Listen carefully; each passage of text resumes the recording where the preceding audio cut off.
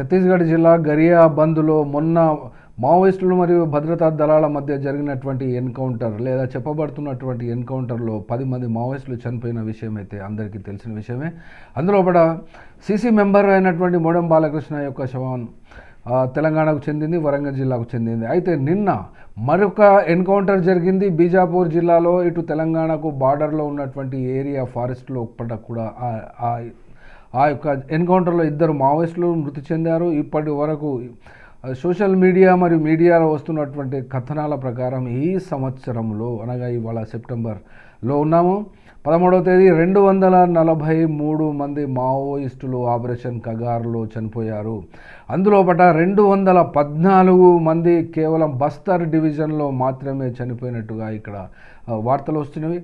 ఈ యొక్క నేపథ్యంలో ఈ రోజుకు జరుగుతున్నటువంటి ఎన్కౌంటర్లో ముఖ్య నాయకులను మావోయిస్ట్ పార్టీ కోల్పోతుంది మరియు క్యాడర్ను కూడా కోల్పోతుంది. కాబట్టి ఛత్తీస్గఢ్ స్టేట్లో మావోయిస్ట్ పార్టీ సీరియస్గా ఉన్నప్పటికీ కూడా ఈ నెల 6వ తేదీన 9 పేజీల ఒక డాక్యుమెంట్ను విడుదల చేసినప్పటికీ దాంట్లో ఎన్నో విషయాలను చర్చించినా కూడా ఈ యొక్క ఎన్కౌంటర్ల విషయంలో తమ పార్టీ క్యాడర్ను కాపాడుకోవడంలో కేంద్రంలో ఉన్నటువంటి ప్రభుత్వముతో తాము చర్చలకు సిద్ధమే అని తెలియచేసినా కూడా బీజేపీ ప్రభుత్వము అమిత్ షా చర్చలకు సిద్ధపడనటువంటి ఈ పరిస్థితిలో రోజుకి ఎన్కౌంటర్లను చూడాల్సి రావడము, యవ్వనంలో ఫారెస్ట్కు వెళ్ళి కట్టుకున్న వాళ్లను, తల్లిదండ్రులను, అక్క చెల్లెలను వదిలిపెట్టి వెళ్తున్నటువంటి వాళ్ళు ముసలితనం వచ్చిన తర్వాత శవాలుగా మారి వస్తున్నప్పటికీ ఈ యొక్క దుఃఖము, ఈ యొక్క కన్నీరు ఈ తెలంగాణకు ఎంతవరకు చూడవలసి వస్తుందో కూడా చాలామంది బాధతోనూ